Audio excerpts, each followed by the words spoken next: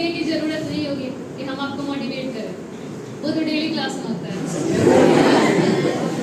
जैसे हम क्लास में आते हैं, पढ़ाने से पहले कुछ पन्ने रटे रटाए होते हैं जो आपको बोलते ही हैं, किसी एक की एक्टिविटी दिखती है और उसके बाद से मेरा स्टार्ट हो जाता है। फिर आपके मन से आता है आप तो चुप हो जा, और अभी आप क्लैपिंग किस बेसिस पे की है ये भी नहीं समझ में आ रहा है।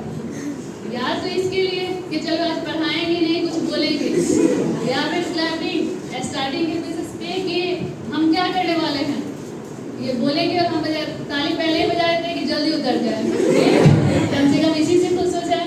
ठीक है, वैसे एज ए स्टूडेंट जब हम लोग भी थे और कोई टीचर ऐसे कुछ बोले जाता था, बहुत लंबा उसका स्पीच होता था, खत्म होने का नाम नहीं लेता था, तो हम लोग पहले क्लैपिंग मार देते थे कि अब उतर जाए। ठीक है, और ये सीन हम लोग टीचर एज ए प्रोफेशन में भी किया था जब मजाक कर लेते थे। ठीक है, और जब वो 15 अगस्त में बातें करना शुरू करते थे, अच्छा स्पीच होता था लेकिन सर चुप ही नहीं होते थे। तो हम लोग जितने टीचर थे पीछे से बच्चों को मोटिवेट करके क्लैपिंग करो सब साथ उतरे। ठीक है, उसके वजह से आज चलिए एज यूर विश आप क्या सुनना चाहेंगे?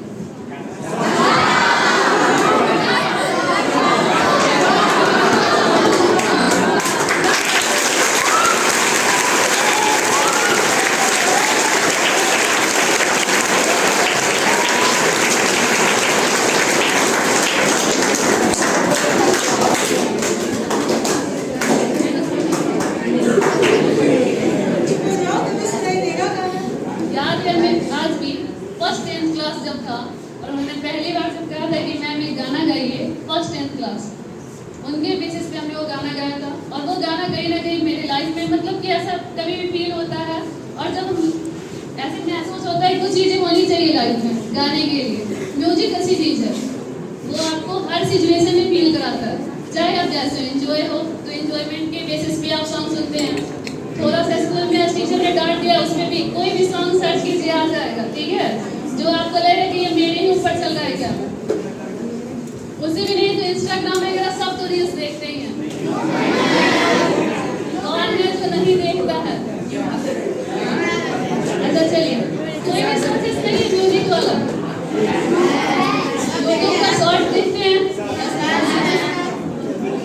ऐसा लगता है कि वो आपके मूड के हिसाब से ही चलता है।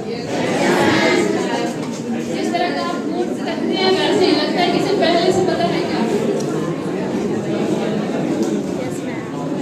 अभी भी कुछ स्टूडेंट को लेके लग रहा है हम कि कंट्रोल नहीं कर पाएंगे अपने शब्दों पे, और फिर से यहाँ से स्टार्ट कर देंगे उनको मोटिवेट करना, क्योंकि वो आदतें उनकी छूट नहीं रही है ना।